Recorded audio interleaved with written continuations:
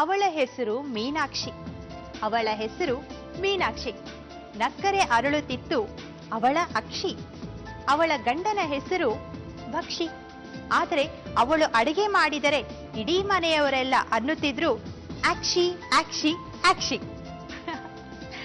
ನಮಸ್ಕಾರ ಪ್ರಿಯ ವೀಕ್ಷಕರೇ, ಇದು ನಿಮ್ಮ ನೆಚ್ಚಿನ Emami healthy and tasty sunflower oil ಅರ್ಪಿಸುವ ಒಗ್ಗರಣೆ ಡಬ್ಬಿ ಕಾರ್ಯಕ್ರಮ. ಕೆಲವರು ಒಗ್ಗರಣೆ ಹಾಕಿದ್ರೆ ಇಡೀ ವಟಾರ ಎಲ್ಲ ಕೆಮ್ತಾ ಇರುತ್ತೆ.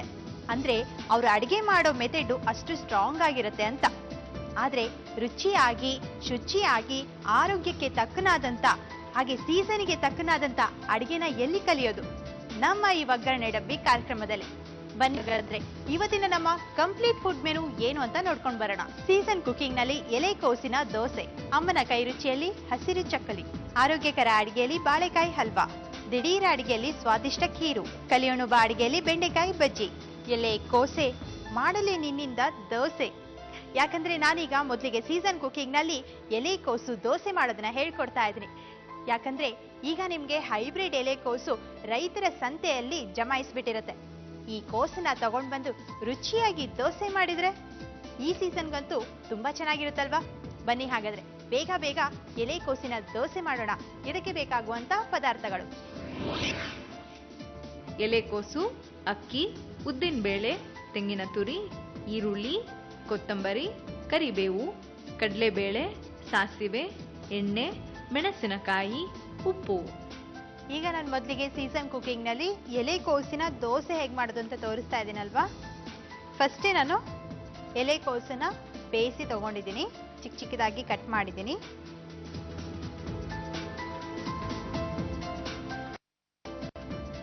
ಮಿಕ್ಸಿ ಜಾರಲ್ಲಿ ನೆನೆಸಿರುವಂತ ಉದ್ದಿನ ಬೇಳೆ ಹಾಕಬೇಕು.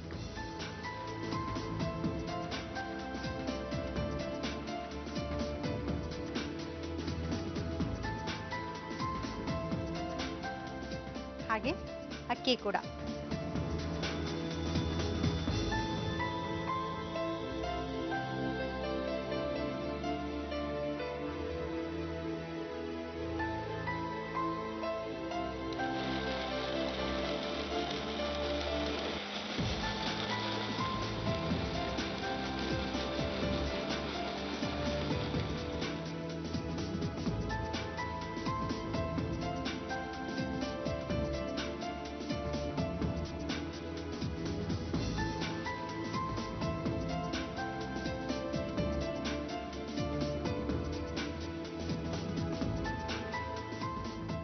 ಫಸ್ಟ್ ಕ್ಲಾಸ್ ಆಗಿ ದೋಸೆ ಹಿಟ್ಟು ರೆಡಿ ಆಯ್ತು.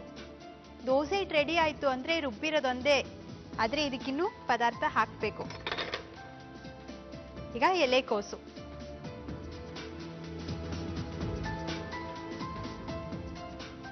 ಎಲೆಕೋಸಿನ ದೋಸೆ ಅಂದಮೇಲೆ ಎಲೆಕೋಸನ್ನ ಸಣ್ಣಗೆ ಕಟ್ ಮಾಡಬೇಕು, ಹಾಗೆ ಚೆನ್ನಾಗಿ ಬೇಯಿಸ್ಬಿಟ್ಟು ತಗೋಬೇಕು.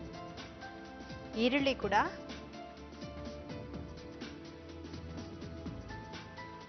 ಕಾಯಿ ತುರಿ. ಈ ಸೀಸನ್ಗಂತೂ ರುಚಿ ರುಚಿಯಾಗಿ ಬೇಕಪ್ಪ ನಾಲ್ಗೆಗೆ. ನಾವೇನಾದ್ರೂ ಆತರ ಈ ತರ ಅಡ್ಗೆ ಮಾಡ್ಬಿಟ್ರೆ ಗಂಟ್ಲಲ್ಲಿ ಅಡ್ಗೆ ಇಳಿಯೋದೇ ಇಲ್ಲ ಅಂತ ಹೇಳುತ್ತೆ. ಅದಕ್ಕೆ ನೀವು ಏನೇ ಅಡ್ಗೆ ಮಾಡಿದ್ರು ರುಚಿಯಾಗಿ, ನೋಡೋ ಕೂಡ ಚೆನ್ನಾಗಿರ್ಬೇಕು.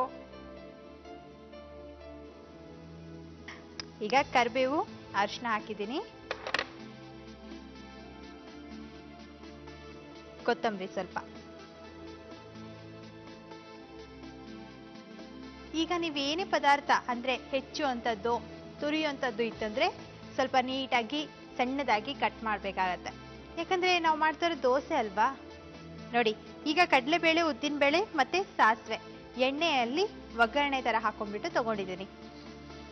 ಇದನ್ನು ಕೂಡ ಈಗ ಹಾಕ್ಬೇಕು ಹಿಟ್ಟಿಗೆ. ಫೈನಲ್ ಆಗಿ ಉಪ್ಪು.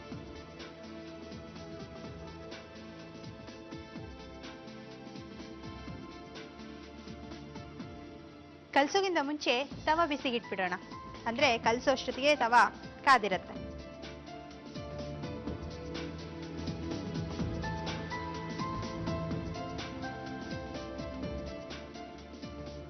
ನಾನು ನಿಮ್ಗೆ ಹಿಂದೆ ಒಂದ್ಸಾರಿ ಹೇಳಿದ್ದೆ ಅಲ್ವಾ, 1500 ತರದ ದೋಸೆ ಇದೆ ಅಂತ. ನಾನೇ ಈಗ ಎಷ್ಟು ತರದ ದೋಸೆ ಹೇಳ್ಕೊಡ್ತಾ ಇದ್ದೀನಿ. ಇನ್ನು ನಿಮ್ಗಂತೂ ಕೆಲವೊಂದು ದೋಸೆ ಬಂದೇ ಇರುತ್ತೆ. ನಿಮಗೂ ಕೂಡ ಈ ಥರ ಸ್ಪೆಷಲ್ ಆಗಿ ಡಿಫ್ರೆಂಟ್ ಆಗಿರೋ ಟೇಸ್ಟಿ ಆಗಿರೋ ದೋಸೆ ಗೊತ್ತಿದ್ರೆ ಜಿ ಕನ್ನಡ ವಾಹಿನಿ ಒಗ್ಗರಣೆ ಡಬ್ಬಿಗೆ ನಿಮ್ಮ ರೆಸಿಪಿನ ಕಳಿಸ್ಬೋದು. ನೋಡಿ, ಸೂಪರ್ ಆಗಿದೆ ಅಲ್ವಾ ಹಿಟ್ಟು? ದೋಸೆನೂ ಅಷ್ಟೇ ಚೆನ್ನಾಗಿರುತ್ತೆ.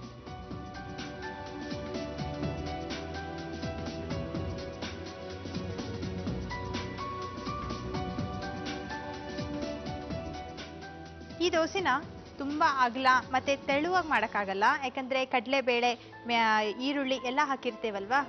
ಸೊ ನೀವೀಗ ಉತ್ತಪ್ಪ ಮಾಡ್ತೀರಿ ಗೊತ್ತಾ, ಆ ಥರ ಹಾಕ್ಬೇಕು.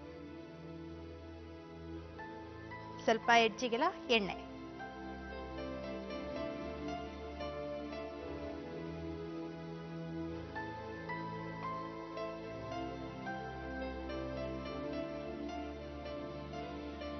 ಈರುಳ್ಳಿ ದೋಸೆ, ಬೆಣ್ಣೆ ದೋಸೆ, ಪೈನಾಪಲ್ ದೋಸೆ, ಚಾಕ್ಲೇಟ್ ದೋಸೆ, ಹಾಗೆ ice cream dosa, roast dosa, paper dosa, paneer dosa, ಖಾಲಿ ದೋಸೆ, ನೀರ್ ದೋಸೆ, ಸೌತೆಕಾಯಿ ದೋಸೆ, ಸೋರೆಕಾಯಿ ದೋಸೆ, ಎಷ್ಟು ತರದ ದೋಸೆ ಇದೆ ಗೊತ್ತಾ ನಿಮ್ಗೆ?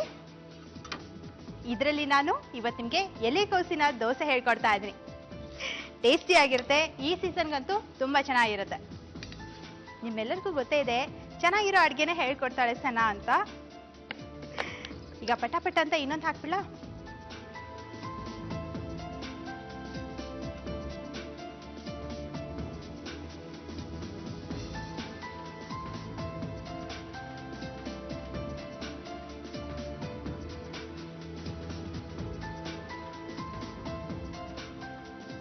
ನೋಡಿ, ನಾನು ಇಷ್ಟು ದೋಸೆ ಹೆಸರನ್ನ ಹೇಳೋಕೆ ಎಷ್ಟೊಂದು ಕಷ್ಟ ಆಯ್ತು. ಆದ್ರೆ ಅಡುಗೆ ಮಾತ್ರ ಒಂದ್ಸರಿ ಕಲ್ತ್ಬಿಟ್ರೆ ತುಂಬಾ ಈಸಿ, ತುಂಬಾ ಸುಲಭ ಕೂಡ. ಆದ್ರೆ ಈ ಎಲ್ಲ ಅಡುಗೆ ಎಲ್ಲಿ ಕಲಿಯೋದು ಗೊತ್ತಲ್ವಾ? ನಮ್ಮ ಒಗ್ಗರಣೆ ಡಬ್ಬಿ ಕಾರ್ಯಕ್ರಮದಲ್ಲಿ. ಅದಕ್ಕೆ ನಾನು ಎವ್ರಿ ಟೈಮ್ ನಿಮ್ಗೆ ದೋಸೆ ಹೇಳ್ಕೊಡೋ ಟೈಮ್ನಲ್ಲಿ ಅರೆ ಅದೇ ಮಾಮೂಲಿ ದೋಸೆ ನೀವು ಅನ್ಕೋಬಾರ್ದು ಅನ್ನೋದಕ್ಕೆ ಡಿಫ್ರೆಂಟ್ ಆಗಿರುವಂತ ದೋಸೆನ ಹೇಳ್ಕೊಡ್ತಾ ಇದ್ದೀನಿ.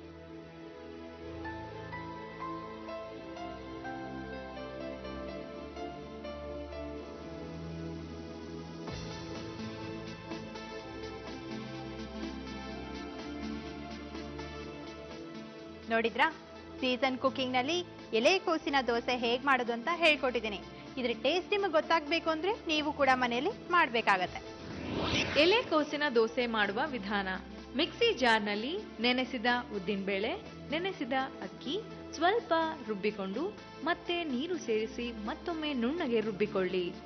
ರುಬ್ಬಿದ ಹಿಟ್ಟನ್ನು ಬೌಲ್ನಲ್ಲಿ ಹಾಕಿ ಇದಕ್ಕೆ ಬೇಯಿಸಿದ ಎಲೆಕೋಸು, ಈರುಳ್ಳಿ, ತೆಂಗಿನ ತುರಿ, ಅರಿಶಿನ, ಕರಿಬೇವು, ಕೊತ್ತಂಬರಿಯನ್ನು ಹಾಕಿ ಒಗ್ಗರಣೆ ಮಾಡಿದ ಕಡಲೆಬೇಳೆ, ಉದ್ದಿನಬೇಳೆ, ಸಾಸಿವೆಯನ್ನು ಸೇರಿಸಿ ರುಚಿಗೆ ತಕ್ಕಷ್ಟು ಉಪ್ಪನ್ನು ಹಾಕಿ ಚೆನ್ನಾಗಿ ಕಲಸಿಕೊಳ್ಳಿ. ಈಗ ಕಲಸಿಕೊಂಡ ಈ ಹಿಟ್ಟನ್ನು ಕಾಯ್ದ ತವಾದ ಮೇಲೆ ದೋಸೆಯಂತೆ ಹಾಕಿ ಎರಡು ಬದಿ ಚೆನ್ನಾಗಿ ಬೇಯಿಸಿಕೊಳ್ಳಿ. ಸರ್ವಿಂಗ್ ಪ್ಲೇಟ್ನಲ್ಲಿ ಸಾಗು ಜೊತೆ ರುಚಿಯಾದ ಎಲೆಕೋಸಿನ ದೋಸೆಯನ್ನು ಸವಿಯಲು ಕೊಡಿ.